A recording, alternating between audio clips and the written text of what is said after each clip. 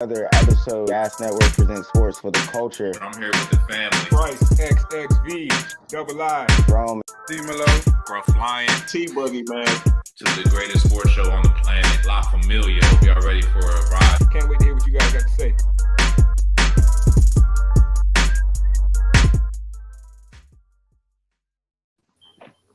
Yes, sir. What it do? What it do? You know, I love that intro.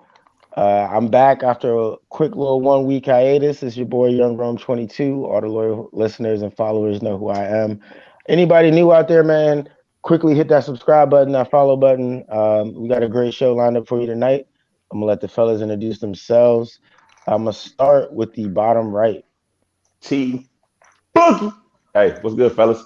I'm here, back on my big gulp. Y'all know what time it is, man. No freaky. Let's go. Wash your hands, wash your ass. They trying to tell y'all that the COVID don't exist no more. Hey, stay safe. Let's go.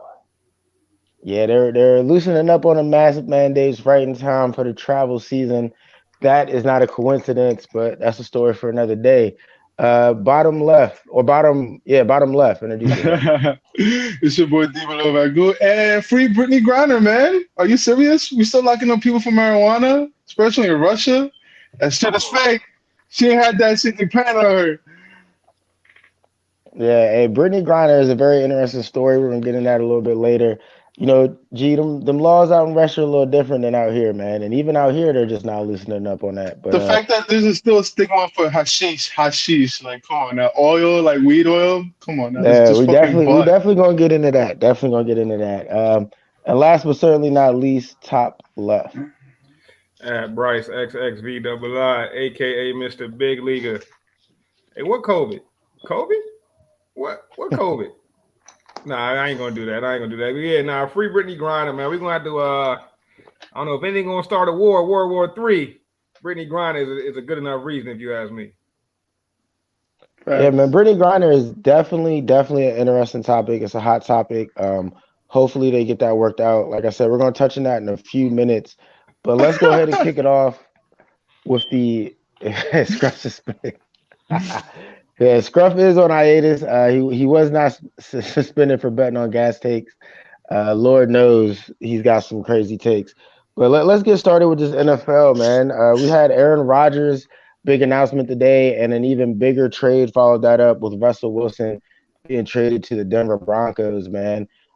Before we get into Russ, let me get everybody's quick little take on Rodgers staying in Green Bay and his new big contract reset in the quarterback market. I believe it was about $50 million a year, 4 years, $200 million. So, G, I'm gonna start with you, man. Are you surprised that Rodgers stayed in Green Bay, and what do you think about all them dollars? Surprise? No. He basically did the James Harden, but this time he bluffed like a motherfucker. He's no way hell he was leaving all that dollars away. He know what he was doing. He just had to, show them like, yo, either y'all gonna give me what I want or I'm gonna dip. Because they had only two choices: franchise tag him or let Adams go. And I'm sure they weren't gonna let Adams go or Rodgers. So best thing, gotta pay your quarterback, keep him, pay him.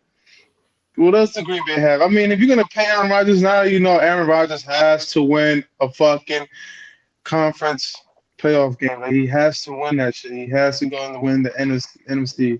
Like he has no other choice from here on out. Like you're getting paid $50 million per year for the next 4 years. But how much was it guaranteed? Like half of it? It was like 153. Yeah. 153. So basically 3/3 of that contract is guaranteed. He at least got to guarantee you 2 Super Bowl appearances. If you're paying that kind of money, because look at Patrick Mahomes. You paid him what? You paid him like close to a $500 million. He at least won you one prior to that contract. So now you got to do this. Everybody just has to show up. Because if not, it's just like, you just gave this money so much money for what? Just to lose by the 49ers? And what? Basically, that is kryptonite, the 49ers in Tampa. Yeah, hopefully that $50 million gets him over the hump, or helps him get over the hump. I mean, Bryce, I'm gonna throw it to you next, man. I know you got this whole power to the players movement. Rodgers kind of pulled a power move here. I think I tweeted earlier. He basically pulled a Kanye West. He walked in and told him, "Give me $50 million or I'ma quit." So what are your thoughts on Aaron Rodgers, man? He got his bag. He got his bag, man. But your man was capping. Your man was capping for sure. It's crazy, man. He was talking tough. He was talking real tough. In fact, I think they even had like an agreement on the table. It was reported that at the end of the season, he would be able to choose his destination. I guess he chose Green Bay, man. I mean, I can't blame him for staying in the place that he's comfortable. But like to make that big of a deal out of it, it just shows me what Aaron Rodgers is all about. And Aaron Rodgers is all about Aaron Rodgers. I mean, Greg Jennings had a little something to say about it. And he was saying when he was due, there was a couple other guys due on that Packer squad. I think it was like B.J. Raji and a couple other people. And Aaron Rodgers was in everybody's ear saying, don't be that guy that holds out for the money. Don't be that guy that's all about the money when we got this great team. And to see him turn around and be that guy, it's just like it just goes to show you. I mean, don't get me wrong, it is all about the money. You're doing it. It's a job at the end of the day. But man, to cap on that level is crazy to me. And then I think like about from the Packers perspective, all right, y'all dropped $153 million guaranteed, right? Everybody not Tom Brady, bro. Let's keep it a buck. Brady was an outlier. To be at 44 years old still balling, that's an outlier. So I think before the season starts, Rodgers will be what, 39? So then, like, you give him this 4-year deal. You're expecting him to be playing at this level till 43? I don't know, man. I don't know. It starts to make that pick of Jordan Love look like a real waste. And now you're locked in 153 guaranteed. You really can't do nothing with the man for the next 4 seasons. He is your quarterback. So if you're a Packers fan, you're just hoping for no decline. And outside of Brady, we've never really seen a quarterback sustain that type of level into that age. So we'll see if it's just a new day. This is really going to tell us it's just a new day in quarterbacks now just playing past their 40s like it's nothing. I guess with all the protections that quarterbacks get these days from the refs, maybe that'll happen. But I don't know, man. I don't know what to say about it. I just know that they wasted that Jordan Love pick for sure. Yeah, I mean, I hear you on the quarterbacks in their 40s. I kind of agree with you. I think Rodgers' best days are behind him. I know he just had another incredible season, but in the playoffs, man, is the last thing I saw of Rodgers just wasn't pretty. And maybe the 49ers really are just his kryptonite. T, I believe your squad is like, I think he's like 6-6, 6-7 against them, 500 at best against them, probably below 500. I gotta look at that again. But T, man, I know you as a 49ers fan, you can't be too worried about Rodgers staying in Green Bay. That's probably good news for you. Nah, look, Rodgers staying in Green Bay, that's not really a big deal. One-dimensional teams, I've said it before, don't really beat the 49ers. But to talk about what Bryce talked about, he's not Brady. But I've often said, sometimes you don't pay a guy what he's worth, you pay a guy what he's worth to you. And to me, I know you mentioned Jordan Love. This is a huge indictment on Jordan Love. If you got to pay Rodgers $200 million, $150 million, to me, that says Jordan Love is absolutely not ready to lead that team. And it is a wasted pick. And to me, I know Rodgers kind of looks crazy through all this and kind of makes him unlikable. But if you look back at that draft, I alluded to this in the group chat.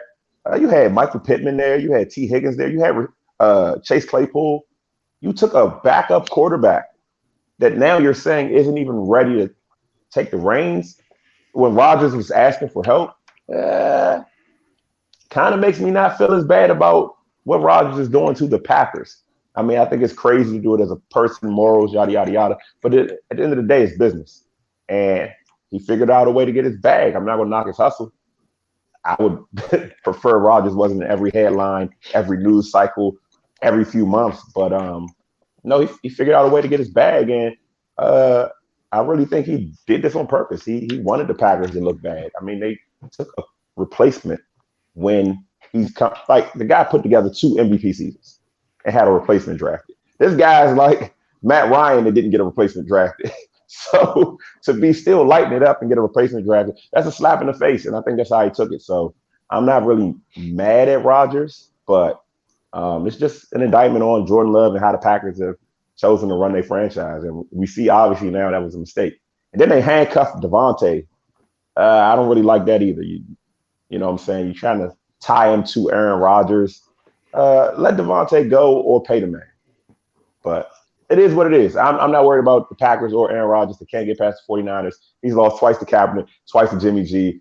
Those are 2 quarterbacks that no one likes outside of San Francisco. So Rodgers is not a big deal. He's a regular season warrior. Rodgers to the 49ers fans is not a very big deal, but to the NFL, he's a huge deal. He was the biggest domino and the first domino to fall in this offseason. And it felt like, I don't know, maybe 30 minutes after his announcement, the Broncos had made the trade for one Russell Wilson. And this comes like maybe 5 days after the Seahawks had just said that they weren't taking any offers, they weren't listening to any trades. So that lets you know right there, this is the time of the year in the NFL where you don't believe anything anybody says. They were allegedly turning down trades. Broncos hit them up, 2 first rounders, 2 second round picks, couple nice players, and boom, Russell Wilson's in Denver. Bryce, man, I'm gonna start this one with you because as a Washington Commanders fan and someone who follows the Commanders, there was a lot of speculation that Russ could end up in DC. There was speculation about Russ ending up a lot of places, but he ultimately ended up in Denver, man. So let us know your thoughts on how that played out. Let me start by saying I hate you, Gerardo. I hate you, man. This guy is just reveling in this. He's loving it. He's loving it because he's heard me talk. Your tears, man. He's heard me talk my talk about Russell Wilson possibly ending with the Commanders, and the Commanders put all their chips on the table. This was Texas Hold'em. They went all in. They pushed all the chips to the table, and the Seahawks said, "Not so fast, not so fast." And you know what? I knew something fishy was going on when that report leaked that the Commanders had offered multiple first-round picks for Russell Wilson. Because what that let me know is that, it instantly let you know that their trade was denied, right? But 2, I was like, yo, the Commanders must have leaked that information because they try and tell their fans, look, we tried, basically. You know what I mean? So once I saw that, I knew it was just a matter of time before Wilson got traded because it was like, look, we tried and we struck out. They gave them to somebody else. You know what I mean? They tried something similar with Matt Stafford last year. It just didn't work out. But enough about the Commanders, man. I go on about that all day. But let me get to Russell Wilson in the Broncos because, I mean, you really can't be mad at Russell Wilson if he did choose the Broncos over any other team that could have been shooting their shot. Top 5 defense last year. 2 young receivers. I mean, Jerry Jeudy coming back from injury, but he should be able to come back from that pretty smoothly. And then a guy that I've been high on in Courtney Sutton. I rock with Courtney Sutton. That's my guy. I think he has a potential to be a big-time receiver in this league. I think he was on the way there until the injury, and he came back looking pretty good, but they just didn't have anyone to get him the ball consistently. And then you pair that with a guy like KJ Hamler, who coming out of Penn State. I compared him to Tyler Lockett. That was kind of like my comparison for him. I was like a guy with good enough speed, can take the top off, but can also go up and is willing to sacrifice his body to make 50-50 catches to be that small.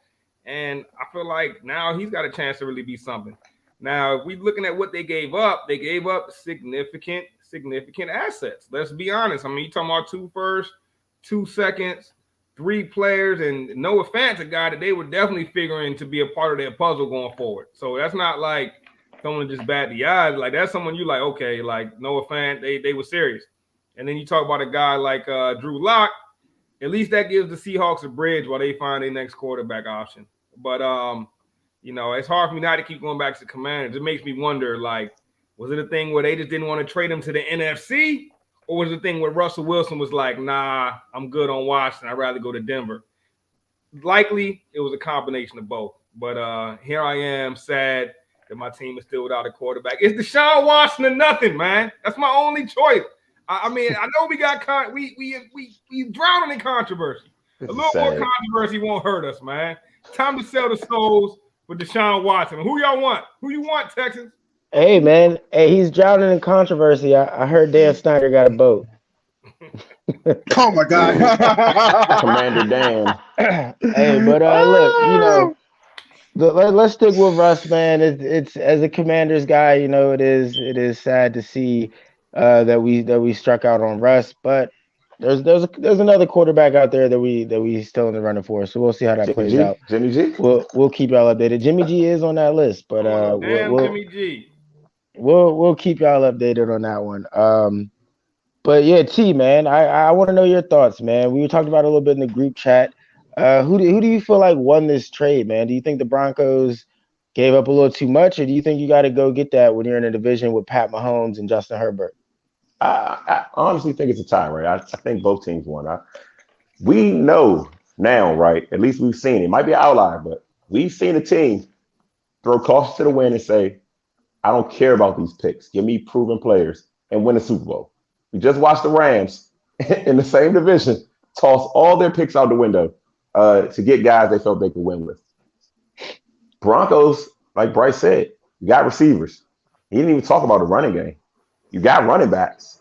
You have an emerging tight end. I thought it was a great trade for the Broncos, man. You don't know if those picks are going to pan out.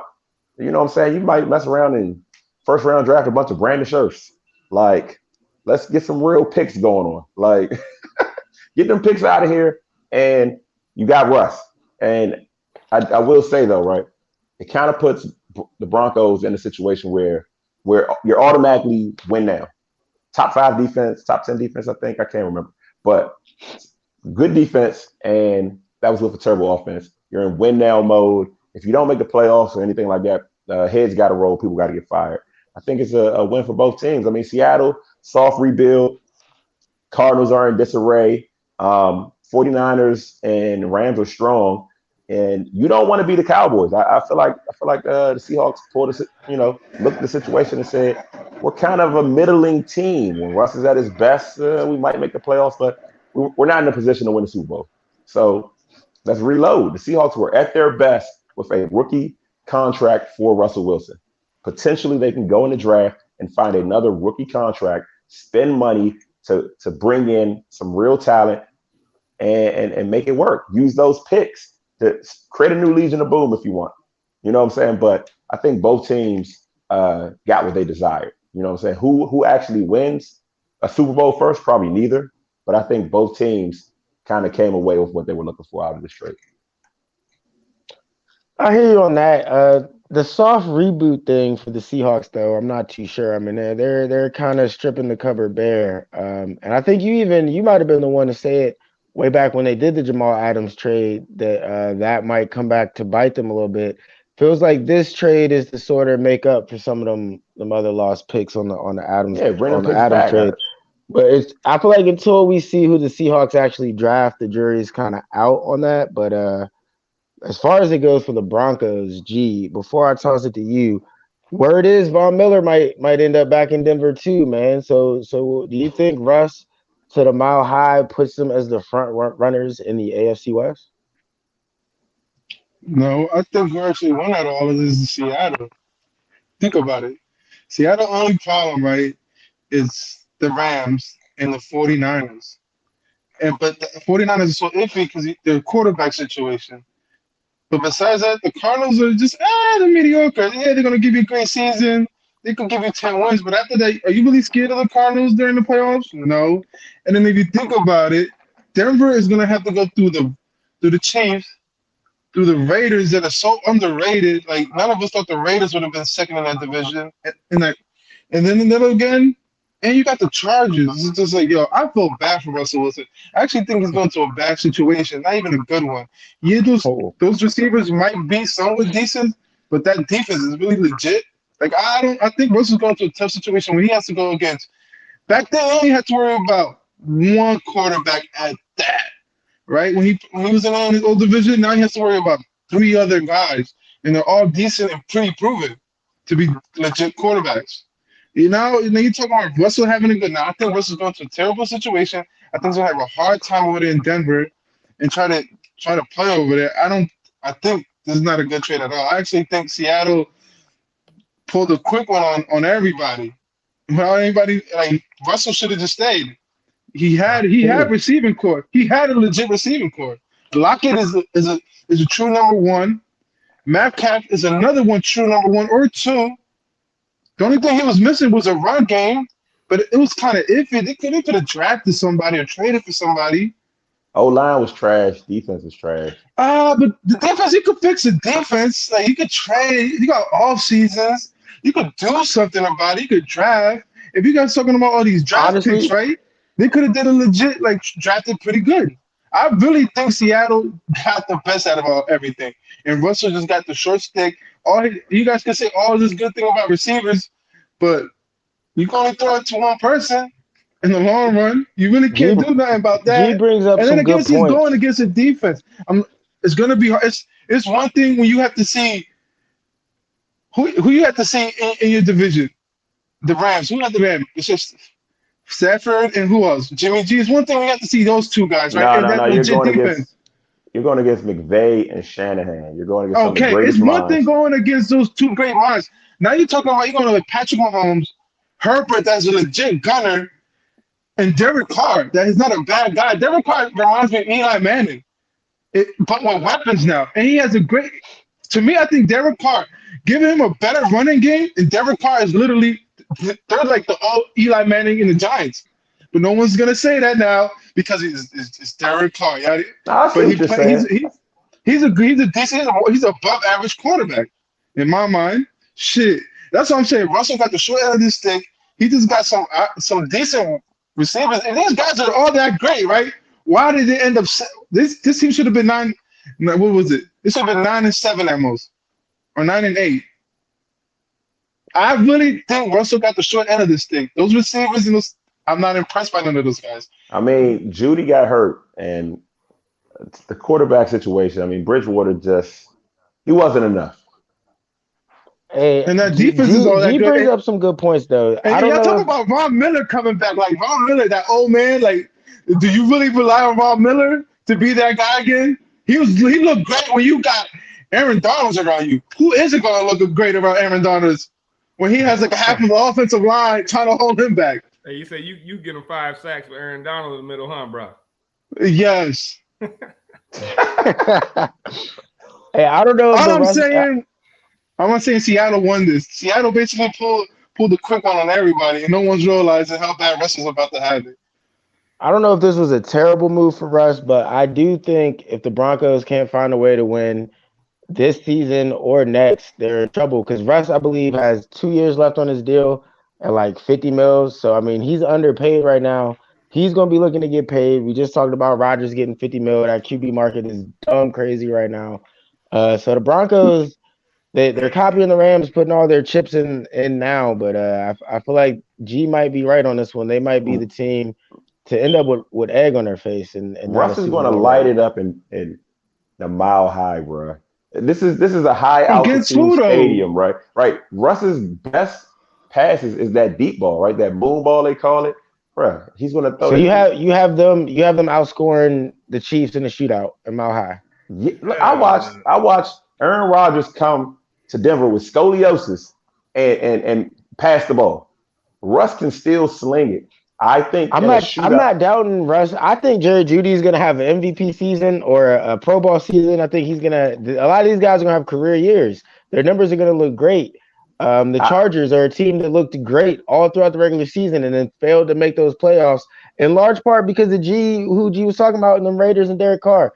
So I don't know, man. I don't know if Russ to Denver solidifies them as a playoff. Okay, so what do you think the divisional record is going to be this year coming up? Because last year they were 1-5. And that's with that great defense, right? Uh-huh. Ooh, yeah. I don't know if maybe 3-3. I was going to say, I think Russ at least splits with everybody. At the very least. Nobody's going to sweep him. Maybe the Chiefs, but I feel like they can shoot it out, or at least now they can run the ball because the Chiefs defense isn't that good. Right, you gotta respect Russ passing the ball. You can't just load the box, and they have a strong young running back. I think Denver is in a good spot. Well, I know one thing, man. Denver better invest in that O line, bro. Like I don't know what their O line looking like out the top. I mean, it's not great from what I remember, and I think if they don't shake that O line up, I know Glasgow and Bowles were both high picks once upon a time. But they're gonna have to make sure they got a solid O-line because Russ was getting punished. He's been getting punished the last few years, and his play style kind of lends to that. I mean, he likes to go get back in the pocket, scramble around, try to make something out of nothing.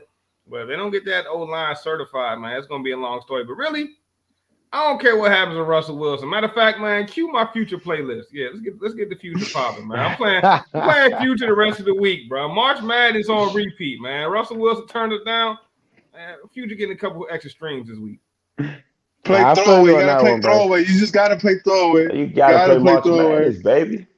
Nah, If throwaway Russ is that don't want to joint. come to Throwaway DC, is literally we'll for need to keep Sierra. He's talking. like, I was just fucking other bitches, but I was thinking about you. Yeah, that is bad. Yo, I love throwaway. You gotta play throwaway.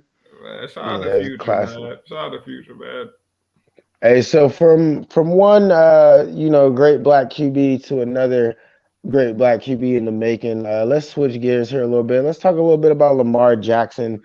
He made a quick little headline. I believe it was something about bias and black QBs. Still some bias still going on in the NFL with the black QBs. I think his comment was it's dying off, but it's still there. So let's dive into this for a quick little hot minute. T, I'm gonna start with you. I know you're a Lamar Jackson fan yourself, So what do you think about these comments? Is there still bias against black QBs in the NFL, and does Lamar's comments hold any weight? No, for sure, there's bias against black quarterbacks, but it's not necessarily against a running quarterback or a guy that can scramble. I don't see anybody hating on Russell Wilson. Like I don't see anybody hating on Kyler Murray when he's scrambling.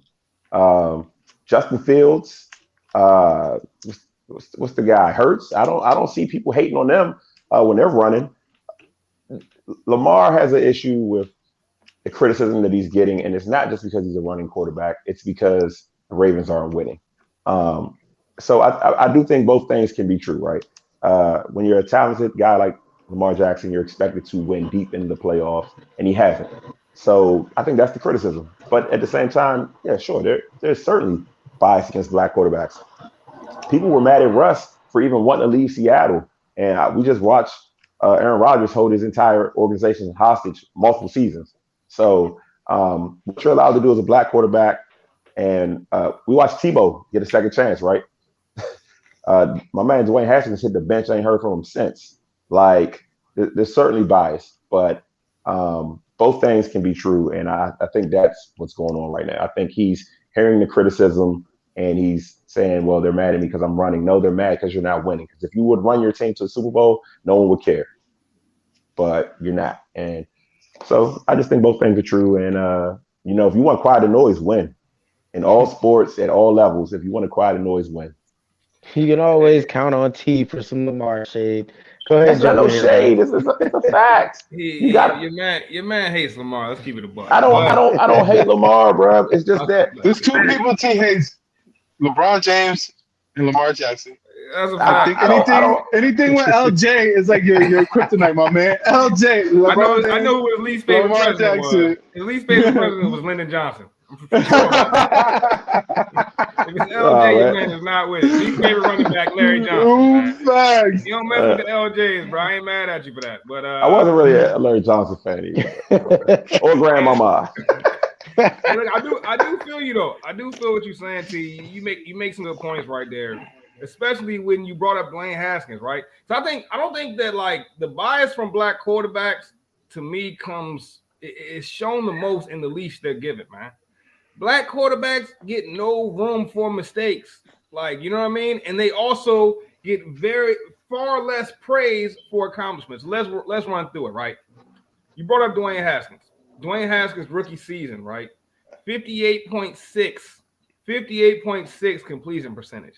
And people were shitting on him because of that.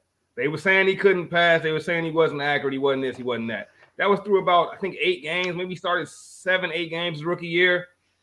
In his first 13, 14 starts, his completion percentage was right around 59%, right? Not good.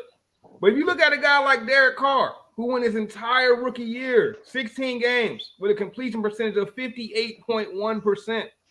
But he was given the leash as a second-round pick to keep growing, to keep figuring out who he is as a quarterback. And now we got G talking about he's the next Eli Manning. He's headed to win the Super Bowl with the Raiders, right? But my point to that is, like, if you're not given the leash, if you're not given some room to make errors, we're never going to truly know what you are, right? So let's take another case study. Let's look at Jameis Winston, bro. Jameis Winston threw for 5,000 yards, bro. Let's add the quarterbacks up on one hand that did that. Can you guys add them up? Who else threw for 5,000, right? Stafford. Breeze, Rodgers, Short list, very Brady. short list, and every single name on there is certified or has won a Super Bowl, right? But when you hear about Jameis Winston's that season, all they want to talk about is the picks. So let's just take it like this: 30 for 30. If Derek Carr was to throw 5,000 yards, right, and threw 30 picks, you think anybody would be talking about? What do you think they would be talking about more, the 30 picks or the 5,000 yards, bro? Let's just keep it a buck. Well, how many crab legs did he steal? Well, that's a good point. But one more point to that Jameis Winston. I'm talk, messing. right? Nobody's tripping off Jameis right now as one of the main quarterback options, one of the first dominoes to fall. But he's fresh off going 5-2 last season, winning record 5 wins, 2 L's, bro. If name that white quarterback would have done that, they'd be next in line. Matt Flynn got the bag off of one fluke season, bro. Like, I mean, think of all the quarterbacks. Matt Castle. Matt Castle got the bag from a fluke year. You know what I mean? Like, bro, it's crazy if you really think about it. You know what I mean? It's like you really got to earn it. I look at a guy like Tyler Huntley from the Ravens, bro. If Tyler Huntley was white right now, everybody be calling the Ravens, bro, trying to figure out what they can get from Tyler Huntley just based off the way he played in relief of Lamar Jackson last season. But, you know, black quarterbacks have this inherent bias, and it is what it is. Hopefully one day, as the sample size of black quarterbacks continues to grow, we'll see this change. But it's very hard when it's a very small sample size, when there's not a lot of black quarterbacks given the opportunity, and you pair that with the fact that when they get the opportunity, they get yanked out the game so quick if they don't perform immediately. No, that's a fact. I remember watching Alex Smith play some of the worst football I've ever seen his rookie year, and you know they brought in a new coach to build him up. So. And that's something I wanted to get into this conversation was how much do you guys think the right coaches, because we've talked a lot about on this show also about the whole NFL and the African-American coaches. How much do you think that affects the quarterback situation? Because I'm a huge believer in any football player, especially the quarterback position coming into college.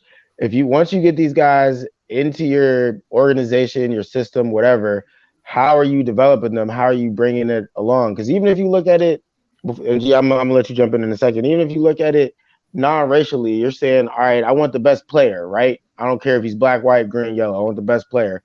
Why would you not want a dual threat quarterback, a guy that can run and throw, puts the defense on their heels?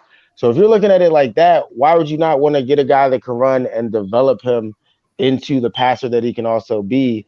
And I think it's easier to do that when you can connect with the player. When you like T, you're a coach, you know, not every player is going to come along the same way. So I'm a huge believer in being able to connect with the player and getting that player to come along. And I feel like that's why Dwayne Haskins didn't succeed, because Jay Gruden and that organization or that regime of coaches necessarily didn't want to bring him along in the way that he needed to be brought along. And I think that's a huge thing for any quarterback.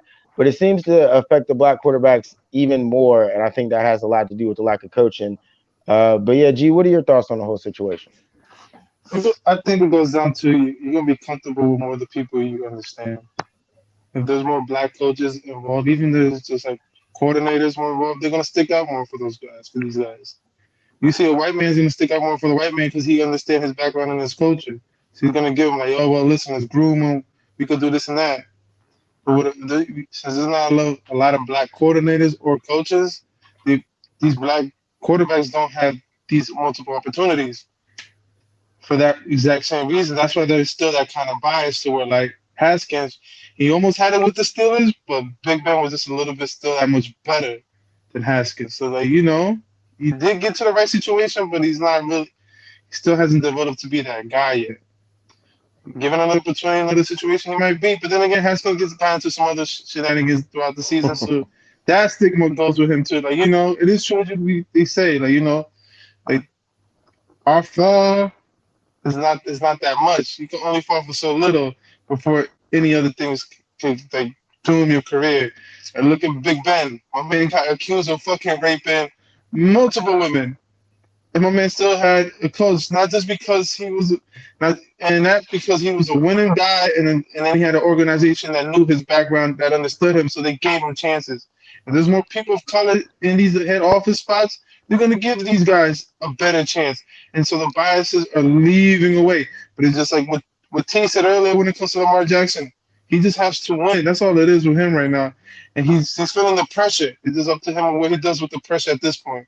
But there's always going to be bias as long as there's a few people of colors in these spots where they could help us transition to take away those biases.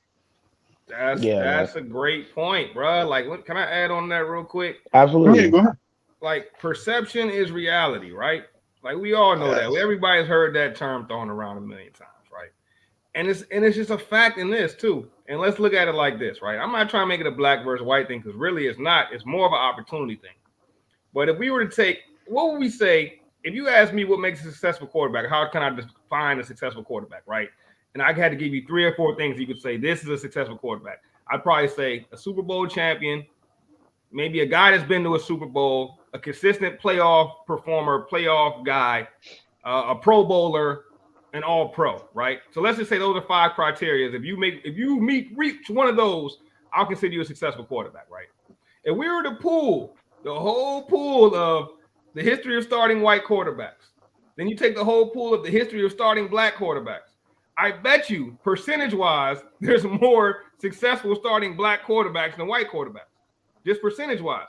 But there's been so many more starting white quarterbacks that technically, by the numbers, there have been more successful white quarterbacks than black quarterbacks, but it's because the number is so huge, right? Like for every Peyton Manning, there's a Sage Rosenfels or like name that bus or a David Carr or a whoever, you feel me? But like for every Lamar Jackson, who else is there that was a starting high draft pick quarterback that, like, I guess there's a Dwayne Haskins every now and then, but it's like when black quarterbacks are actually given the shot, the percentage says there's a pretty good shot that they could be good, bro. And like I said, I would argue that the percentage for a black quarterback to be successful might be higher than that of a white quarterback. But it's just like it's not enough chances to go around for black quarterbacks. And that, to me, that's sad, man, because we probably could have had a lot of prolific passers. We probably might have seen a guy like Allen Iverson or, what's my man, was it Charlie Ward? Like Charlie Ward. We might have seen guys like this pursue quarterbacking if that was the case. You know what I mean? But you got Heisman winner, Charlie Ward, yeah. Heisman winner, right? So it's like, I don't know, man. When you start thinking of it like that, like perception is reality, and like the pool of black quarterbacks to white quarterbacks it's just a different pool, a different size of the pool. So it's like it's so hard to compare. But hopefully, we'll keep seeing guys get shots, and I think those numbers will really start to, be eye open. I mean, I guess when I think about it, right? Y'all know my son plays quarterback too, right? So, we got invited to a quarterback event in Dallas. Get out there, it's about 80 or so kids, probably 7 minorities, all quarterbacks from 3rd to high school, probably 7 to 8 minorities. So I think the idea of what a quarterback looks like to a lot of people, right, especially the old school football types, just doesn't look like. Hey, go ahead. That's an inside joke right there. That's certainly an inside joke. Dixon, bro. Yeah, shout out to Juan. But like, I think with the idea of what a quarterback looks like to a lot of people, a lot of older fans especially. I went to a Washington game, the only game I went to during the RG3 era, and I heard the people in the crowd saying like a black quarterback can't win. You know what I'm saying? So I think the idea of what a black quarterback, what a winning quarterback looks like, you think Tom Brady, right? You think Drew Brees. When you think of the great quarterbacks, the list doesn't start with Warren Moon, Randall Cunningham. The list doesn't, it almost never includes those guys. You just think, oh, white guy, Namath, white guy, Montana, white guy, Marino, white guy, Aikman. So I think for a lot of people, you just think of Marino's if. It's not overrated to me. Right, but he's not an if. Super overrated. He's not an if you were born in the 70s. He's not an if you were born in the 60s. And there's still a huge fan base that were born before the 80s. And when you look at Lamar Jackson running around, it looks a lot like sandlot football. You see Kyler Murray running around. Looks a lot like sandlot football. So I think it's just going to take time for people to realize that what a quarterback is and how you can win isn't what it used to be. Because Josh Allen can run. Roethlisberger used to run. Yeah. Hell, Aaron Rodgers used to even get out of there. So I think they just got to change what you see. And now you're starting to see them draft more and more black quarterbacks. And I think that hook won't be as quick. Now you're seeing, what's my man, Josh Rosen, quick hook. Josh Rosen might be black the way they did him. Like, but even with him, bro, he got traded from team to team. Like he kept he kept blowing himself. Yeah. Ooh, that's funny. That's a funny one. Oh, not to stay on this for so much longer, but like I think once people start to realize like what a quarterback looks like, it's not what it used to look like. I think we'll see a little bit of change. Yeah, so to wrap this up, kind of piggybacking on that same theme, something Bryce said earlier too, is it's not even necessarily a black versus white thing, because a white coach could very well develop a black quarterback and connect with him and do all that. You know what I mean? It doesn't necessarily have to be a black coach. We've seen it with the Harbaughs. They've both brought along Kaepernick, Lamar, both of them. So I mean, it's really just about how good of you are as a coach. Like, do you want to win? Do you see what you need to see in this player, and can you get it out of them? And that's all it really comes down to. And that's one of the beautiful things about sports is it brings us together. And sometimes, sports brings us together in many different ways. It actually brought Calvin Ridley into a little bit of trouble, if you will. So let's change gears here a little bit real quick, and let's keep this one a little shorter. But let's touch on this Calvin Ridley gambling situation. I saw this headline flash across my screen earlier, so I don't know too much about it. I keep hearing that he bet something around 1,500, and it looks like now he's going to lose around 11 million because the NFL has indeed suspended him for the entire 2022 season. So if one of you fellas know exactly what he bet on, I think he was using FanDuel. What did he do wrong exactly? How did he get caught up here? Oh, he used his real name. That's where he got caught up. Hey, come on, bro. You a millionaire. You can't tell one of the homies, bro, here's 1,500. Put this on the Falcons. Put this on this team. Like everybody else. Like everybody else, bro. Like, come on, bro. You just wasn't thinking. I don't know what's wrong with my man, bro. I don't know if, like, he don't got no homies. I don't know if he don't got nobody, like, he trusts with the bread. But, like, what are you thinking, bro? Maybe he didn't know the rules. That sounds like a guy that just was uneducated on the rules, bro. Because, like, that's blatant. Bro, he's Pete Rose with the stupidity of the whole thing. He should have called Pete Rose for this shit. That's whose name he should have used. He should have been like, Pete Rose did this bad. No, look. I think the situation is fair. You can't put your social in to play on these. Come on, bro. You literally got to put your social security number in to play on these apps, bro. I don't know if we have the clip, and Bryce, I think he might have been the one to send it, but the clip of him when there was a couple plays where you could tell this man was just, something was up. Something was up, man. He must have been playing against himself in fantasy because he was going to break for a couple touchdowns, and you just see this man. I wish we had the clip for the viewers. But yeah, man, if you look it up on Twitter, this fool is running in circles, man. It's crazy. Man. But I think for the integrity of the game, man, you gotta suspend people like that. I think a year is the very least. If you gamble in your own sport, a year is the very least you got to give people. I think he kind of got off light. I don't think he should have got Pete Rose or kicked out the league or anything like that. But if they'd have gave him 2 years, I would have understood it. And I'm not saying that the league is full of integrity. I'm not saying that. But to be that careless, it's kind of ridiculous. And once it goes public, there's no way to smooth it over. The fact that he tried to cover it up and say it's not a gambling problem, bro. That's not the point. Yeah, just lost that let me know. $11 million, bro. It's like, yo, bro, you just lost opportunity to feed your family generation-wise. You could do a lot with $11 million. Like, I'm a huge Calvin Ridley fan. Like, I wanted Julio to move over so Calvin Ridley could really get off. And then I'm looking at some of the clips now. That's a small sample size of his entire seasons, you know what I'm saying, as a Falcon. But, like, some of the plays that have been posted with Calvin Ridley potentially point shaving, clear touchdowns, and getting yourself tackled on purpose, clear first downs and not getting the first down on purpose. If you add that with the fact that you're clearly not smart enough to gamble and get away with it, and everyone else is probably doing it,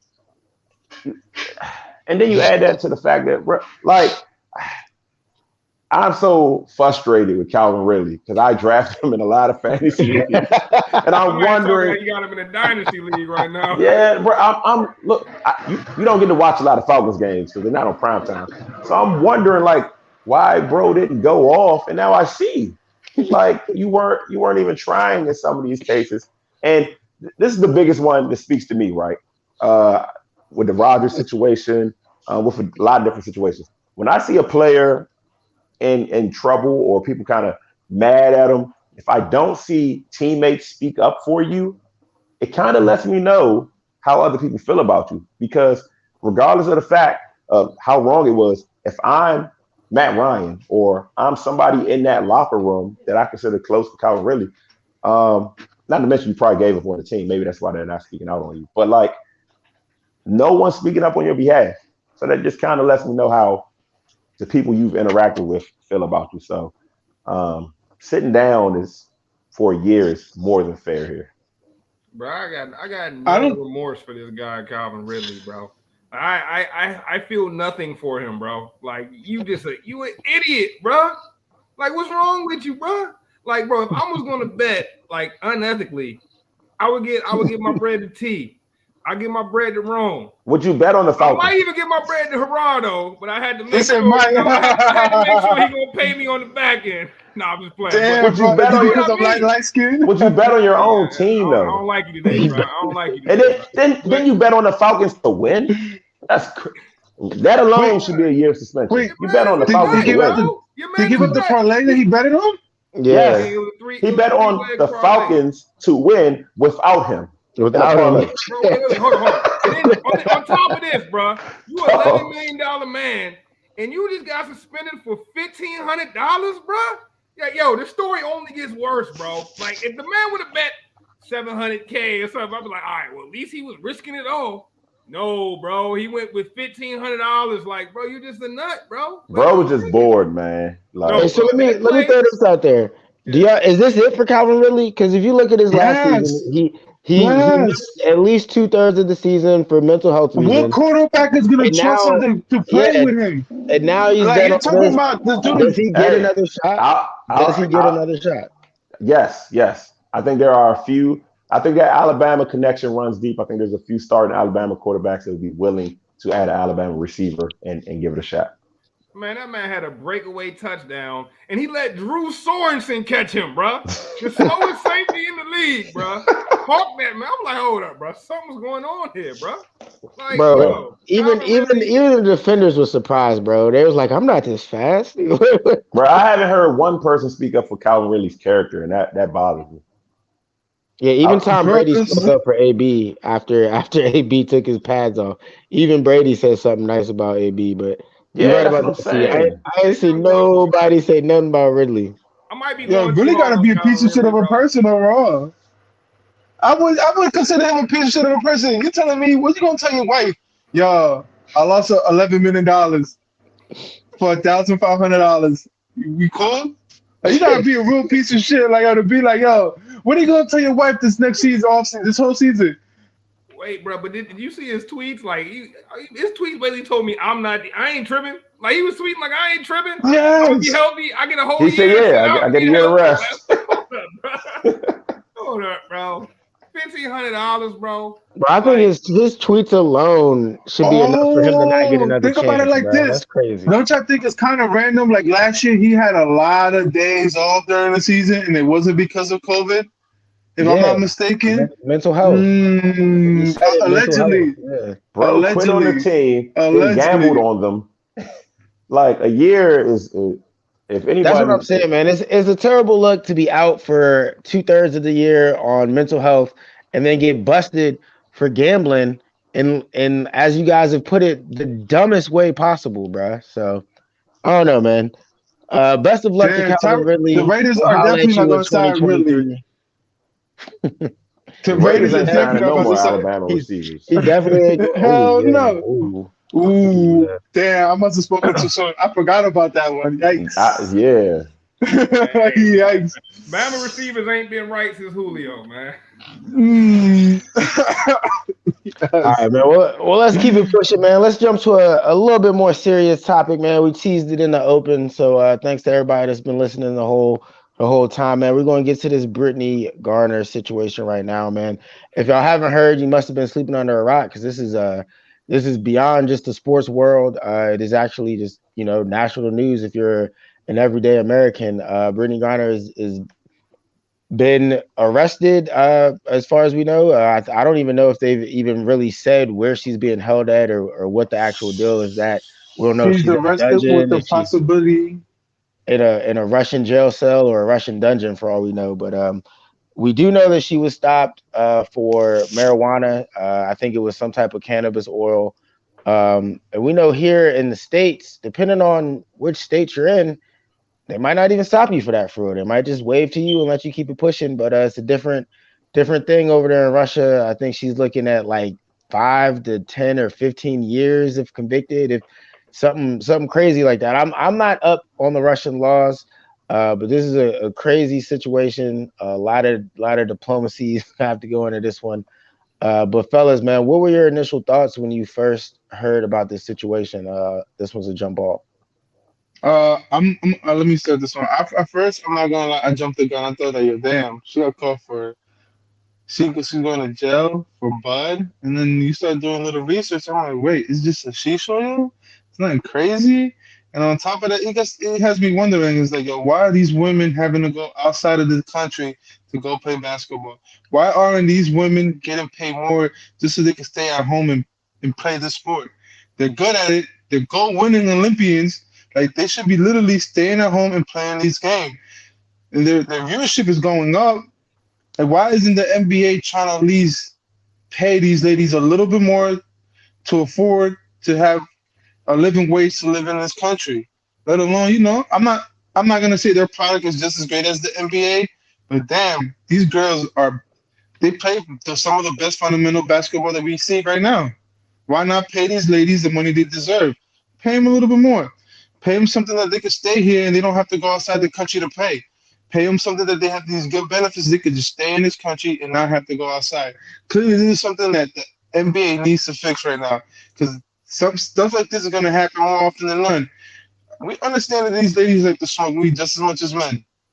And like my whole thing is, I'm a big person.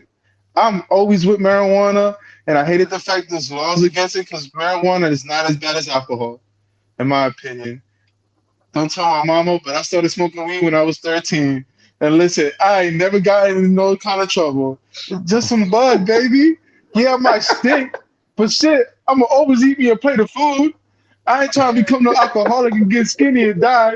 Y'all know what? Y'all ever seen an addict or alcoholic addict trying to go cold turkey from alcohol? They could potentially die. You quit smoking weed? Yeah, all right, it's whatever. The first 2 days, it's like, damn, I can't sleep. But after that, it's like, all right, I got my sleep back. Because you get your patterns all back of it and gonna snap. But this is what I'm saying. It's just marijuana now. Like, come on now. And it sucks that is this stigma with marijuana and all around the world. And now look at the consequences now. And she's in a place where right now Russia's being sanctioned by the United States government. They're gonna try to get it out on this girl. And it sucks to hear that if she's a mother of some kids, just a daughter of somebody, and she's out there in the worst of times in Russia. And we got to see these women suffer just for the lack of pay that the NBA should give these ladies a little bit more. The God knows the Knicks, all those Knicks players shouldn't be getting paid what they're getting paid. And this woman is playing some of the best ball, and she's a gold winner. She's a golden Olympian. Pay these ladies. Shit, these ladies play this sport just as good as men. G is 100% right about that. And that's another layer I don't know too many people are talking about. If the WNBA was paying these ladies what they needed to be paid, Brittany Griner might not even be over there in the first place. That's almost a separate topic. I would love to chop up with y'all. That was actually that is a solid topic. But T, I'm gonna let you jump in too, man. Go ahead. What were your initial thoughts about Brittany Griner? They were G's thoughts. He stole my take. my bad, bro. Because it bothers me, bro, that we're still getting prosecuted for marijuana. Like, are we legitimately gonna say, like, yo, come on, it's like, what's the stigma about it? Well, it's like like I said in the beginning, it's Russia. They're a little different. One thing I wanted to touch on too, see what y'all thought about this, is I know in Russia they don't have the same views with the LGBTQ that America has. I know that they're a lot more That's stricter Putin. on certain things, and we know that Brittany Griner is a lesbian and all that. She's got a wife here at home who's probably really going through it. So thoughts and prayers to her. I can't imagine how she must feel right now. But yeah, that's a whole nother factor into it, to where you really don't know how Russia's going to play this. I heard one of the biggest fears is that she could be a political pawn in all this. So I Yeah. mean, this is a serious situation, and it runs pretty deep. I mean, one of the craziest things I heard about this story was like when the story broke, I read it. She was already like held for like 3 weeks. Yeah, You know what I'm saying? So a WNBA star, a Olympian, is off the records for 3 weeks. And no one knows. Not no one cares, but like it's not. It didn't make the news cycle. You know what I'm saying? Until 3 weeks later, which is kind of crazy. I kind of feel like if Roy Hachimura, you know what I'm saying, some random NBA player was missing for 3 weeks in Russia, we would know day two at the latest. Day two, we would know. And so it's kind of crazy. Like G said, it's crazy that you have to go to really make a living. You know what I'm saying? It's just not. It's just the WNBA is just not a way to make a living for yourself. So that's my take on that. But like you said, the whole Russia-Ukraine war, essentially being a political prisoner, political pawn, that's a real threat. You got Putin over there that's crazy. But what's more interesting to me is, and I know a lot of people travel with drugs. You know what I'm saying? I worked at the airport for 8 years. My man Brooks worked at the airport. I've literally seen people travel with drugs.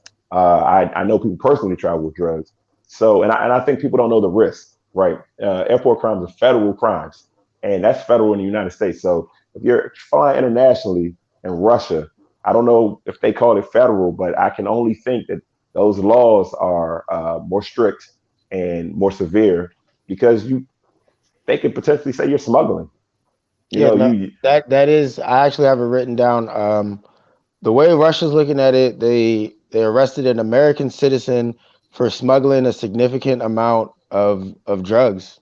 So, I mean, in the eyes of the Russian government, an American was smuggling drugs into and their country. So that's you how they're know viewing it. the sad part is like ignorance of the law is no excuse. So I understand a lot of people's views on marijuana, but like marijuana laws do exist in other places. You're not in the United States, and maybe you had that for like actual health reasons. You know what I'm saying? Maybe you're an athlete. You got joint pains, back pains. Who knows? But it's a sad situation, man. And honestly, I truly believe if there wasn't a war going on right now, the United States would be working to get her back. And I know they're working to get her back, but I think that would be the story. But I can't imagine being locked up in a foreign country and we're at odds with them, and the priority is white Ukrainians. You know what I'm saying? I'm an American citizen, and the priority is refugees. She's in a bad spot, and you know what I'm saying. Hopefully, she comes out unharmed, and you know what I'm saying. Because even mentally, just hopefully she comes out of this, and you know what I'm saying, isn't suffering any type of post traumatic nonsense.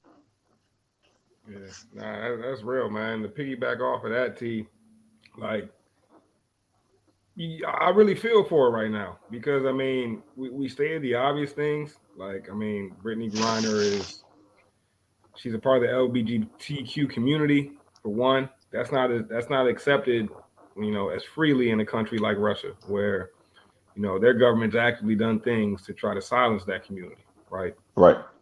She's gotten caught with small amounts of a drug, and I don't even think it was marijuana. I think it was just like it seemed like it's more along the lines of CBD, hash oil type of stuff, right? And like so, and then from what I read, the in Russia, low amounts of marijuana is actually a very petty crime in Russia. It's not something where it's like you're getting locked up for 5-10 years. But they're trying to say now they're trying to make it seem like she was smuggling something where clearly that was for personal use. And like, let's not forget too, she's black. She's black in Russia, man. Like, you know what I mean? In a country that's not accepting of other nationalities. And hey, I know this one might sound crazy to some, but she's nearly 7 feet tall. She's nearly a 7 foot woman. So you know she's an outlier in so many different ways, especially when you're talking about being in a place like Russia, where so many things have to be silenced, right, for fear of retaliation against your own personal beliefs. And I really feel for her. I really feel for her. This is just it's like this couldn't have been a worse time, right? This could not have been a worse time. And I think that, in my opinion, as a country, you know, America needs to do every single thing in its power to ensure the safe return of all its citizens that have been caught up in this in this situation, this wartime. You know, I feel like as a country, I feel like as a president, you know, it's time to say something. Like, I mean, it's time to make some public statements, because there's certain people that, you know, if this was some other body, if this was Tom Brady going through this, it would have been spoken up about instantly, right? And I think that also kind of brings us back to, you know, the unfortunate situation a lot of WNBA players find themselves in, right? I mean, you're making Brittany Griner signed a 3-year, $650,000 deal. That's the equivalent of a Joel Embiid signing for, you know, $3 million. You know what I mean? Like, that makes no sense. You know, like, she's the most dominant force in that game, and she's signing for $600,000. Now, some people are going to hear that and say, well, $200,000 a year, you know, that puts you in the top 1-2% of the country, right? But that's not including taxes. Federal and One, state. that's not including your taxes. And two, you have to look at it that you have a career that's maybe 10 years, you know, 10 to 12 years, and that's all the money you're likely to make. So it's not like 30-year careers where if you're making $200K for 30 years, for 25 years, for 20 years, like, you doing good, right? It's like these careers are very finite, you know, and it's just unfortunate the situation that she finds herself in right now. And I really hope that as a country that everything is being done on that on that side, on the political side, to ensure her safe return home. But the fact that it's 3 weeks, that's scary. The fact that 3 weeks went by and we hadn't heard anything about this, that's very scary. The fact that Russia was concealing this information as long as they were, that's scary as far as her safety goes. So all we can do is pray for her safe return, man. But this is a terrible situation overall. Yeah, man. Hopefully she gets home safe. Bryce, like you said, any American citizens that are out there caught up in this mess right now, hopefully they all get home safe. Definitely prayers for the people in Ukraine that are going through some wild stuff with the war. You know, you'll see a ton of memes and stuff on social media and whatnot, but war is no joke. You know, war is no joke. People out there really laying their lives on the line, and for Brittany Griner to be caught up in all of this, essentially because, you know, she doesn't get paid enough here at home is a crazy, wild thing to think about, and very unfortunate for her and her family. So again, man, nothing but the best for them, and hopefully she gets home safely and quickly. But let's switch it up before we end this pod, man. Let's try to end it on a little bit more positive note. One of our more fun, you know, segments to do, and it is the this or that segment. And today we're gonna go ahead and talk a little bit about Joel Embiid and Jokic, man. Like, this or that. Would you rather have Embiid or Jokic? And I think this is going to be a very interesting topic to hear. A lot of sharp basketball minds with us right now. So let's start with T, man. You might be the sharpest basketball mind here right now. So this or that, man. I'm gonna start with the coach. Who you taking? I'm going with Jokic. Honestly, I'm going with Jokic. I really like what Embiid does, but I think Jokic stats are a little bit better. I know Scruff dropped something in the chat about stat chasing, stat watching, yada yada yada yada. Everybody knows I'm not no stat chaser, stat watcher. I look at the game. I don't look at just the stats. I told you guys about Russell Westbrook before he ruined LeBron's season, but Jokic has a dimension to his game that Embiid doesn't have. And Embiid is dominant.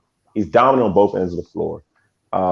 He's super dominant with the ball in his hands. He can pass, but man, what Jokic does is something that I don't know we've seen before. I mean, my man can facilitate for his size. Like he's facilitating like a point guard. Like he's throwing passes like he's Pistol Pete or John Stockton or somebody.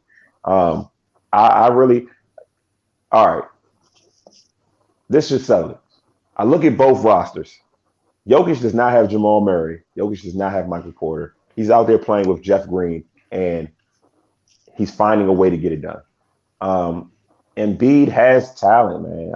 I know people hate Tobias Harris, but I would say he's better than Jeff Green. You know what I'm saying? I know people hate Matisse Thybulle, but like he's better than some of the guards on that. Come on, man.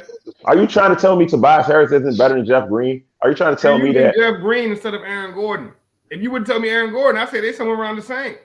So if we want to say Jeff Green, okay, but Aaron Gordon, Aaron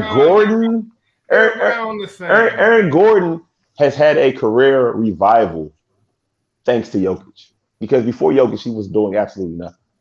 That's how he ended up on that team. He was balling with the Magic. He was at one point. Will Barton just became the all-time leading three-point shooter in Nuggets history, bro. Carmelo Anthony played there. Yeah, Melo shot too many threes. He like Melo shot too many threes. Will Barton is the all-time. Like they got Will the thrill, man. I get it, but you're not about to tell me that if you take both of those guys off their team, the Sixers don't win that game. Like Jamal Murray and Michael Porter. That if Jokic had a big three, he's the only one left. If Embiid had a big three, none of those guys are missing. None of them. So and Embiid has had the benefit of playing in the Eastern Conference his entire career. His entire career has been in the Eastern Conference and never sniffed the finals. And you can blame Ben Simmons all you want, but Ben Simmons has been a top player in this league, and you had this guy and you couldn't get it done with him. So I'm going Jokic. I just think his game has more dimensions than what Embiid can do. Embiid is supremely talented, very dominant, but what Jokic does from a basketball standpoint, he just has more, a higher skill set than Embiid. I hear you on that, T, but I don't know, man. I feel like, Jokic just started to come on more recently, whereas Embiid has at least been a little bit more consistent throughout. Now, y'all hating on Jokic because you probably think he's Russian. Jokic is from Serbia, sir. He's from Serbia. All right.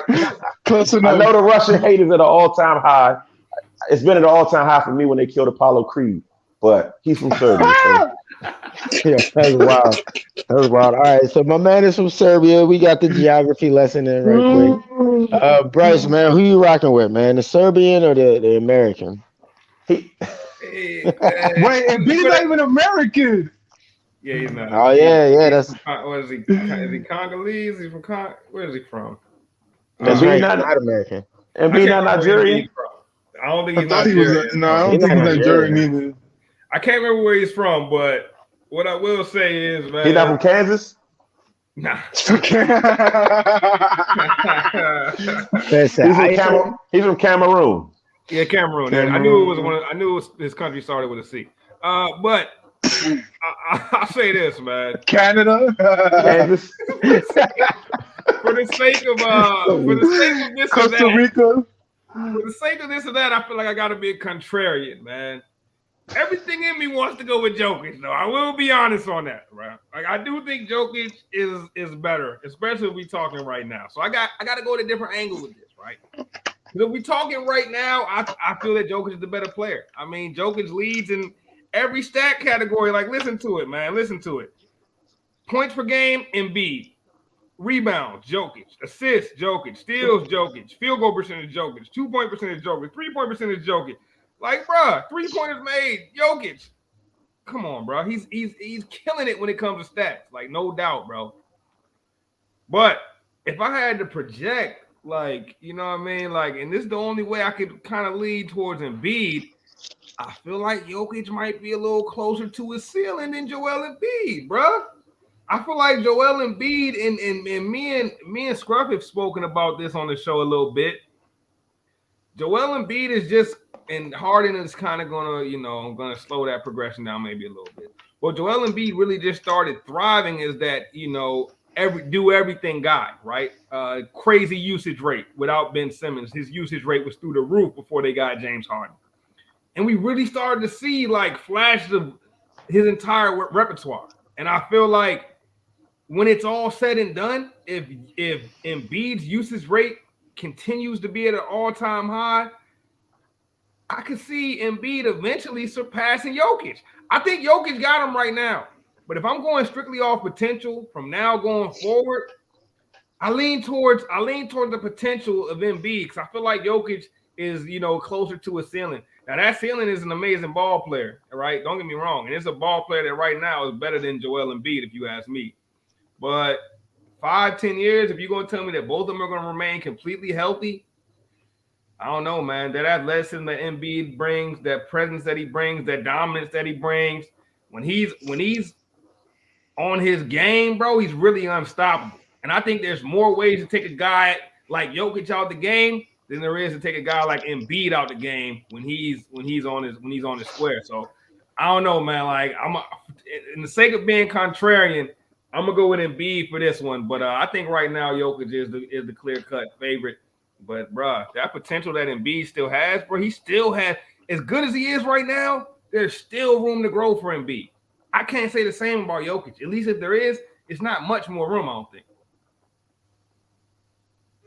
Some good points, fair. man. No, that's fair. And to me, kind of like how they look at the quarterback and what it should be. You know what I'm saying? I think you basing that on athleticism. I mean, Embiid seems to be a bit more athletic than Jokic, and outside of that, I don't know why his potential would be a little higher. Like, what more could he add to his game? I don't know. I mean, when I watch them play, though, I see what Bryce is saying. I do feel like Embiid hasn't really peaked yet, and Jokic is definitely closer to his peak. But, G, man, who you taking? I said it last show, my MVP was the Joker, and I'm going to say it again. It's the Joker. Literally, the Nuggets are one game behind the Sixers. Trump just commented that too, bro. Wins and beats by one game. By one game. The Nuggets don't have their second and third best players. They don't have their whole team yet. Exactly. That's what I'm saying. Like, how are you gonna? And you got a center playing like a point guard. How are you guys not impressed by that? And he's averaging a triple-double. When's the last center average a triple-double in back-to-back games? I'll wait. You know what it comes down to, though, bro? And this is really, I do feel this way, bro. Embiid can guard Jokic, but Jokic can't guard Embiid, bro. Like, we're not talking one-on-one here. I'm not talking one-on-one. We're not talking one-on-one. One-on-one, I'm taking him. One-on-one, I'm taking Embiid. The same position, right? So it came down to a game 7, Nuggets versus Sixers. In my mind, I'm thinking, bro, Embiid might be able to strap Jokic. But Jokic is not doing nothing with Embiid if he's on his square, bro. Okay, so check this out. If you're Thomas Bryant, who would you rather defend, Jokic or Embiid? Why every time you throw out a random baller, it always got to be from Washington, bro? Because I'm from Washington. Brandon Sheriff, Washington's number one. You want me to say Rudy Gobert? I'm from the DMV, so I'm using DMV. Brandon Sheriff, Dwayne Haskins. I don't like it. I'm bringing up guys that I know you guys know. Hey, I don't like it, bro. But if I'm Thomas Bryant, and I'm looking at the game, and I gotta go either against Embiid or Jokic, who I want to see that night. Bro, give me Jokic, bro. Give me Embiid. Give me Embiid.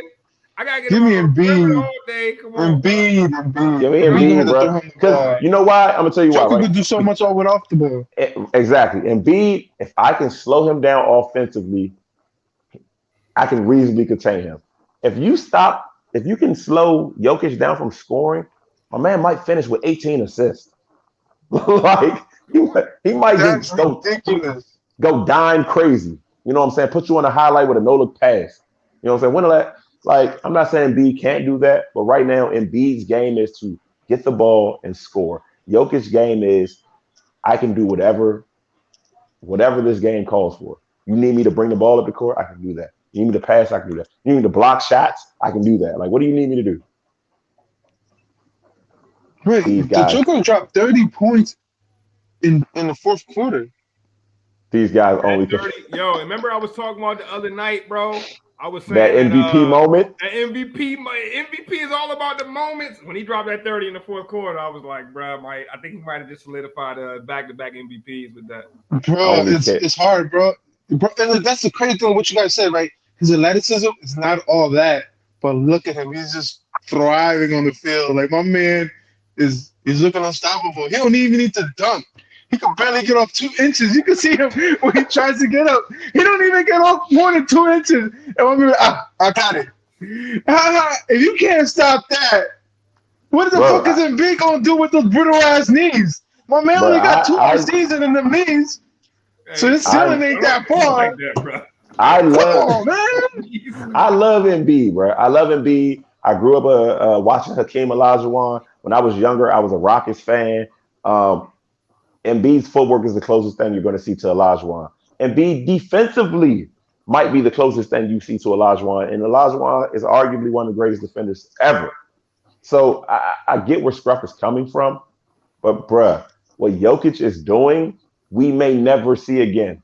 You know what I'm saying? We've seen dominant centers. We've seen centers that can score and centers that can defend the post. What Jokic is doing, we might not see again, bruh. He's a true big. He's basically Chris Paul. He's Chris Paul and a fucking 7-foot body. Exactly. I was really being a contrarian, bro. I feel like, you know, Scruff would have been here to really bring us home for Embiid. I had to be a contrarian a little bit, bro. But yo, Jokic is just that boy different, man. That boy different. Bro, this man, I don't know. Something about these European guys, something about this overseas guys, man. Them boys is taking over this game. Because even Embiid is nice. Listen, I'm a Sixer hater too. Embiid is super nice. He's nice. I'll give him that much. But it's just like, yo, it's different when you see a center play like a point guard. I have never seen nothing like that in my life. And then he could just dish the ball. Like, you seen that one pass where he wasn't looking and the guy just missed the shot, but it was just a click from one point to the other. I was like, yo, I never seen nothing like that. Look at it like this. Jokic is on a team full of homegrown talent. You know what I'm saying? That means you got your star and you were able to build around him. Embiid is on a team full of guys that did not get drafted in Philly. You know what I'm saying? Bro makes a good point though, bro. If Jokic don't start winning some games, some playoff series, all these stats, bro. It's the same. It's the same thing for Luka, bro. Like you, the West. You got the West, bro. You got to when it really matters, bro. Are you telling me getting past Trae Young and Jaylen Brown and Jason Tatum is the same thing as getting past LeBron? No, wait. I'm not saying that because LeBron's in the West now, but all I'm saying is this, bro. And Embiid hasn't shown me it neither because he just got outed by Trae Young, right? Exactly. So I'm just saying this goes for both of them. Like, all this talk really don't mean nothing if these boys don't start performing in the offs, bro. And that goes for Jokic and that goes for Embiid too, bro. Like, I really feel like the book hasn't been written on this or that yet until like we see what these guys can do in the offs, bro. Because right now, neither of them have shown me much when the lights are the brightest. You know why? Because you didn't add. This should be Jokic or Embiid or Giannis. Because Giannis got it done. Yeah, here's the Bucks fan. Here's the Bucks I forgot my man's a Bucks fan. Like y'all talking about all these awkward 7-footers that move all slow. Like y'all must have forgot. Like, Giannis is the champ. We talking about Serbians and my man, the Greek freak. All right, the Greek. I just bought me a new Nike hat that say freak. I ain't Greek, but I can be freaky. All right. You know what I'm saying? The Greek Oh freak. my God! Here we go. Here we go. All right. Hey, somebody take that man's cup, bro. Hey, that big gulp almost All I'm empty. saying is, Shirley, get that man's all cup, I'm saying is, bro, Embiid don't got to shoot. Embiid don't got a brand. Jokic don't got to shoot. Giannis is what these guys are aspiring to be. He got it done, and that's that. And this is to Bryce's point. You have to make it work in the playoffs. Like these regular season accolades and these Giannis felt what it's like to get an MVP, regular season MVP, regular season defense player of the year, and get your ass put out. Hold on. You can't just say that because and then get your ass put out in the playoffs, right? But Embiid also needed his number one man though to win to stop being that guy. Come on now. You can't take nothing. You're not gonna talk like Middleton. If Middleton didn't get his shit together, we wouldn't be talking about. He would be the best player Joel Embiid played with. He'd also be the best player Jokic ever played with, bro. Chris Middleton. First of all, I'm going to disagree, bro. Chris Middleton is an all-star, but so was Jamal Murray. Jamal Murray has one all-star appearance. I believe. But you think Chris Middleton? You think Jamal Murray better than Chris Middleton, bro? Right now? What I've seen. Ooh, hold on. Yes, I'm gonna have to agree with that one. I think Chris Middleton is better than Jamal Murray. Definitely. My man won them that last game on Sunday. All right. He went nutty. Chris Middleton went nutty, buddy. I watched Jamal Murray go absolutely berserk in the playoffs myself. But I will say Chris Middleton is older. He's a vet. He has more experience. So I'll give him an edge. I'll give you that. Chris Middleton. But that's not to take nothing away from Giannis, bro. Because that boy Giannis figured it out. That Giannis is certified, bro. Like y'all know how I feel about performing. And if you remember, Giannis was coming off a knee injury. Some people thought would put him down. You know what I'm saying? Yes, a high sprained knee, right? And I'm not trying to hijack. I'm not trying to hijack the segment. All I'm saying is it is. It's hijack. We talking about Giannis. Well, allow me to pull a scruff. He said, "I'm the captain now." Allow me to pull a scruff here. All right. Look, all I'm saying is, as much as you want to talk about Jokic and as much as you want to talk about Embiid, they, like Bryce, and this was to Bryce's point, bro, they have to get it done in the playoffs. Like, it's no more excuses. Jokic might have an excuse, right? You don't have Murray, you don't have Porter. Wait, Murray really not coming back this year? They say he's supposed to be coming back. But still, Embiid has Harden. If you cannot get it done in the East with Harden this year, I don't know that you can get it done. That's a good point. Let's be serious though, right? Let's say you a glorified Carl Anthony Towns if you can't get it done. Bro, let's not even call Anthony Towns nowhere near that. That's disrespecting both of these guys. Hold on, Carl Anthony Towns is having a 40, 50, 80 season. Couple more free throws, he's 40, 50, 90. That's special. So let's not hate on Carl Anthony Towns too much. I hate on Carl Anthony because his potential is so great, but he's just he doesn't take advantage of it. I think he could be so much better player. I think we should be talking about Carl Anthony here, but I think he lacks that killer instinct that I want to see in him. He might be that if you put him in Philly with fans like Scruff, forcing you to play. And you don't got no options. Yes, maybe that's the truth. But Carl Anthony Towns, he's just like, he reminds me of Dwight Howard. Hey, hold on. Dwight Howard is a legend. Dwight Howard without the MVP. That's what I'm trying to say. Like he's all games, all these games and la la la la. The reason why Shaq hates Dwight Howard is the reason why I hate Carl Anthony Towns. Because it's just like, I hate it. I'm just like, bro, man, you could be so much better. Stop playing around. At the end of the day, I think it's overwhelming for the Joker. I think Bryce was leaning towards Embiid a little bit, but Scruff ain't here, so there's nobody really beating the table for Embiid. No 76ers fans out the woodwork. Because it's gonna hurt him. This having James Harden is gonna hurt him. Let's be real. Like that's gonna hurt him. Like when you look at all line on line, it's like Joker does not have Jamal Murray right now. If Jamal Murray was there in the lineup, I don't think Joker was an MVP again this year. But that's not the case. Crazy part is Nuggets can still make a playoff run without Jamal Murray, without Michael. And that's what we're seeing right now. Yeah. They're literally one game behind the 76ers.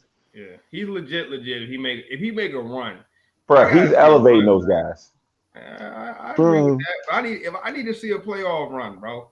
Because that's when everybody's keying in. That's when you got the best players, the best going against the best. They did. Like, remember didn't they beat Utah the year before? I think they did. Yeah, they put them boys out. Yeah. But then they get bounced in the very next round though.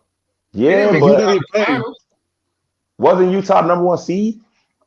Yeah, bro, but like it was Utah, bro. Like I'm just like don't get me wrong, I rock with Utah, I rock with Gobert, I rock with what they built over there. But bro, like you gonna tell me you gotta get past LeBron, you gotta get past bro, they got past Utah, bro. And like I need to see a run. Jokic need a run under his belt. You got the MVP. It happened with Giannis, right? It was a progression. We got the MVP. Right. Now it's time for a run. He made the run. We'll see if Jokic can do the same thing. Nah, yeah, I think that's a good little bow on the this or that for now.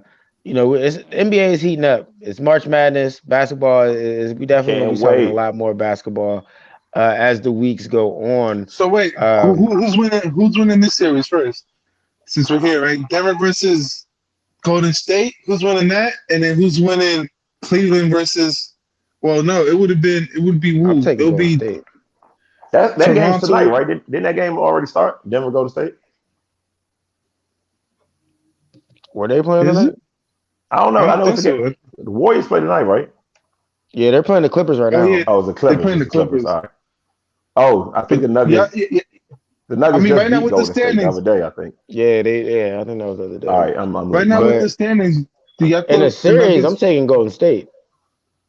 Ooh, I don't know. I'm taking Golden State. Why isn't it coming back? I'm taking Golden State if it was a series. No Draymond Green. I don't know. All that Jokic love. But this is the problem, bro. This is the problem. You got to go through some icons in that West, bro. But you got to go through some. If you about to be great, if you great like y'all painting them to be great, you an icon, bro. So that's the question: is Jokic ready to go from the guy to icon? And that's what yet to be seen from me. That is the real question. I feel the same way about Embiid, bro. That's the real question. We're going to go icon first. We're going to hit icon status first. If he beats Golden State in the playoffs, I think that he's icon. But I don't care what Embiid does. I expect him to get through the East. Like you got hard now, you should get through the East. Anything less is a disappointment. But if you go to the finals and get swept or lose 4-1, I'm not buying it. So. He has a lot to prove to me, just if he wants to be that guy. Because other than that, you Alonzo Mourning, Patrick Ewing, you know what I'm saying? You're not Shaq. Yeah. Well, we still got a good amount of basketball left to play and some time for these guys to cement their legacy towards icon status. We'll definitely keep chopping this up on the NBA. Are there anything going on outside of sports? Anything anybody want to touch on real quick before we slide on out of here? Yo, the Batman movie. Anybody's watched that yet? I heard it's fucking amazing. I haven't seen I heard I heard it wasn't all that, but I haven't gone to check it out yet. I want to check it out. I've heard good things about it. I feel like we got to get into a what are you watching, because we never touched on that Euphoria finale. Some things we got to get to, baby. You was talking like Rue today with the weed. We didn't touch on the Euphoria, man. My man Fez and Ashtray, bro. We didn't get on that. So hey, bro. I wouldn't know what you're talking about. I don't watch Euphoria. I don't watch that. And I don't watch that shit. It's trash. The more I hear about it, the less I want to watch it. You know, so I feel like I'm living on Euphoria, bro. You know, I feel like my life it might be euphoric enough. I can go without Euphoria, bro. Euphoria, I think Euphoria is losing me, bro. Every time is Fez from that 70s show? They revived him. Oh, all right. Nah, that's what I'm saying, bro. Like it's only one Fez to me, bro. I don't want to hear about another Fez. Fez from that 70s show. Oh my Fez need a spinoff, bro. That's my shit. Euphoria. This is a spoiler if you didn't watch the finale. So turn your phone off, TV, YouTube off, or whatever. Man, go ahead and spoil it, bro. Let's hear it. Fez, Euphoria messed up, right? Because what I read was Fez was supposed to Ben die on the show. And they were smart to keep him on. He's a great character, right? Fez and Ashtray probably could have had a spinoff that would have been greater than Breaking Bad. And they blew that by killing Ashtray. They absolutely blew it. Unless they're going to do some sort of prequel. But, bro, you had two great characters that everybody from every walk of life loves. And we don't get that much, right? Last time I seen it was Game of Thrones, where there was a few people that everybody loved. I don't care if you was a Trump supporter, black, white, Asian. Everybody loved Fez and Ashtray. You kill off Ashtray, I thought you just lost a huge cash cow. I wanted to see a spinoff from those guys so bad. But, you know, it happened. Yeah, He went out like a G, bro. My man went out like a G. You see Ashtray go, My man. man- Like you said, he went out like a G, bro. In the bathtub, I love the way they did it. loaded up with all the guns. They SWAT thought coming they in. have He a still man down shooting. there. Oh, he's down. He's like, psych, up. Psych, got played the dead police, on him. bro. Played dead Yeah. on him. Nah, I Boom, hit him loved with it. the I loved shotty. it. It sounds good. It was fire. Good, but Yeah, you don't know the background on my Ashtray. Ashtray's only 12. it's only Yeah, one Ashtray, a 12-year-old boy. There's only one Ashtray that I in movies and TV shows that I care about. And it ain't from Euphoria. Y'all know what Ashtray I'm talking about, man. Stop playing, bro. Enough about Euphoria. Hey, but Top Boy season 2, man. You don't watch Top Boy, bro. Y'all watch Top Boy? Bruh, we're not about to stop talking about Euphoria to talk about Top Boy. That's actually pretty much blasphemous. Come on, bro. That's actually pretty much blasphemous, bruh. Have you seen Top Boy? Yes, bruh. The series died until Drake revived it. And it's Top Boy. I like Top Boy. You know what I'm saying? Them London bloats. Look at this peacoat. Tell me he's broke. All that. Like, bruh. I know Top Boy. Nah, I can't wait for season 2. Top Boy is all right, but it's not Euphoria. Top Boy is all right. I'm not hating on Top Boy. Top Boy is a lot better than all right. Oh, you know what? I actually, since it's an impromptu, what are you watching all of a sudden? I actually started checking out that Kanye West documentary, and I meant to drop that in the chat. We probably should have chopped that up. Did the fourth one come out yet, or is it still just 3? It's just 3, right? 3 total. I think they come out Wednesdays or something. All right, and I'm all the way caught I up. thought the third was the last one, I think. Is it done? Yeah, I don't know. I didn't even watch the third one yet. I've been kind of saving. I believe the third one was the very last one. I think it was a 3-part series. Okay. No, I mean, documentary's still on Twitter and TMZ and all that. Yeah, I was gonna say his shit's still going if you got that boy wilding. Now I thought it was a great documentary though, especially that first episode. Anybody who's a fan of Kanye West, especially that OG Kanye, man, that's a must see. That's a must see if you're a fan of Kanye West. If you've seen the Through the Wire video, that's basically the making of the Through the Wire video for like an hour and a half, and it's wonderful to see. I was a little bit disappointed in the next 2 episodes, not like horribly disappointed, but as Kanye's fame grew, you could see that he grew away from the maker of the film, and you could kind of see that he was kind of, watching it through the same lens as almost any of us were, but with a little bit more access, because he already knew Kanye. But I don't know, you could tell that there was a vast difference after, Kanye hit a certain level of success. But I heard he got the bag. I heard him and another guy got roughly 30 million. Netflix paid big bread for that. 30 million for that footage. Hey, wasn't that hilarious though when he was calling Cootie, kept calling him Chige, and Cootie was like, "Bro, you call me Chige one more time, you about to get violated on this camera."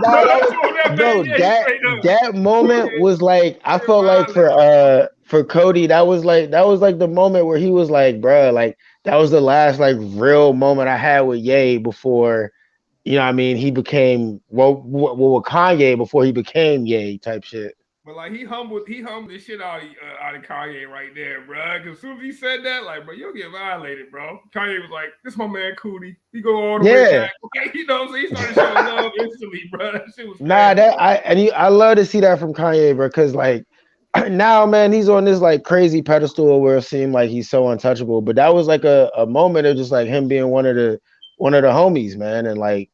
When you hit that certain level, you don't get to see that from people. Yeah, like, bro, I know you know you. Don't try to play me in front of all these people, bro. Yeah. And at the same time, you still gotta respect Ye for like always touching back to them roots. Because like you know what they say, like some people make it and they change, right? Like I don't think that money or fame changes you. It just like magnifies who you always were. You know what I mean? But for Kanye to who he always has been to be magnified and still be touching back with Cootie and all those dudes, even at the height of his fame, shows you that he's always been that guy that remembers his roots and still touches base with him. You know what I mean? So to see him making the Jesus, what is it called? Jesus is King album, and he's basically in that untouchable state. But he bringing Cootie to Japan with him on the Yeezy tours and all that stuff. Like he didn't really ever forget his roots. And I respect that watching it, because you can watch it and tell that his mental space is so much different now from the beginning of the documentary. Yes. Like just to have that presence of mind and know, like, I still got to tap in with what made me me to begin with.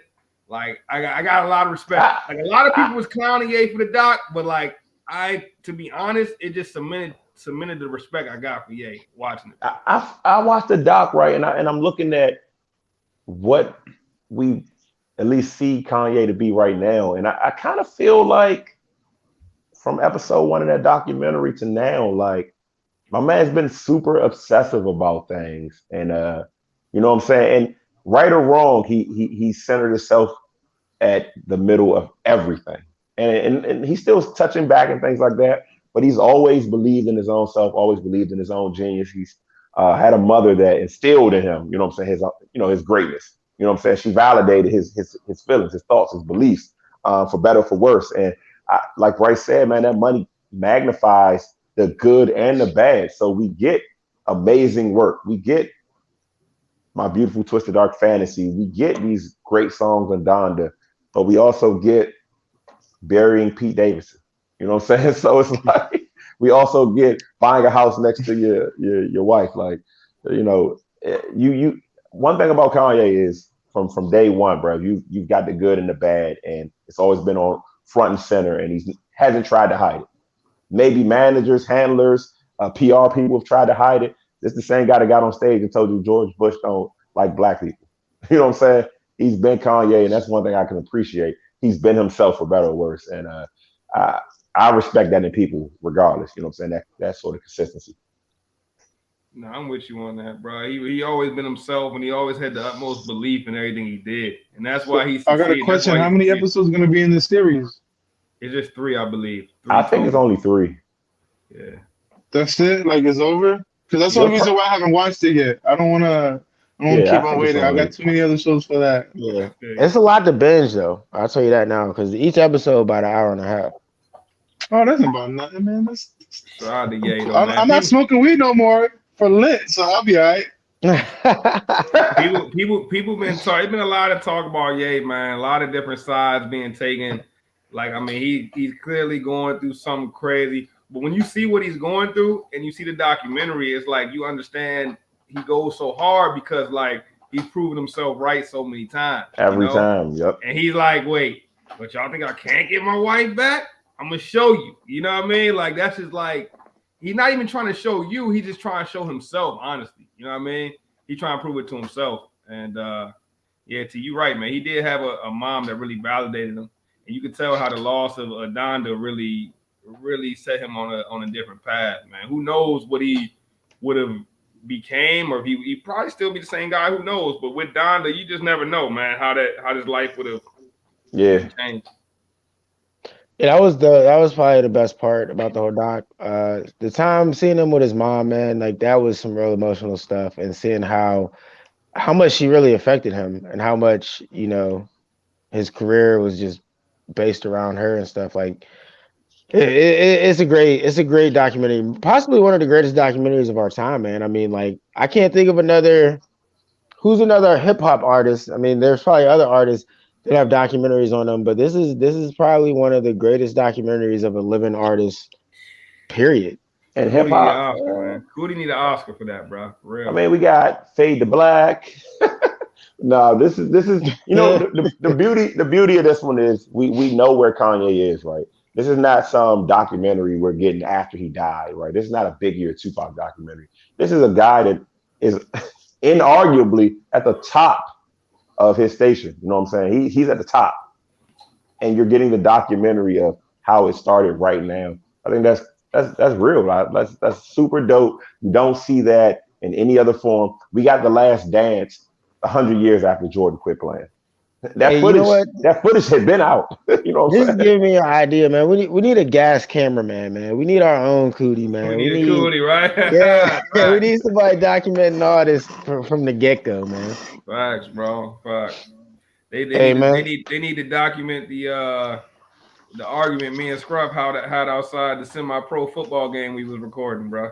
That would have been a classic moment right there. We had a cootie, bro. Oh, bro, y'all both going at it. I wish I was there. I'd have been like, nut ass niggas. Hey, bro, me and Scruff been going at it so many times, but it's only made us stronger, man. Just like what we do on this show, man. We get on here and we have mental sparring sessions, you know, over the topic. So of what? sports. Y'all arguing about who hairline receiver faster than the other?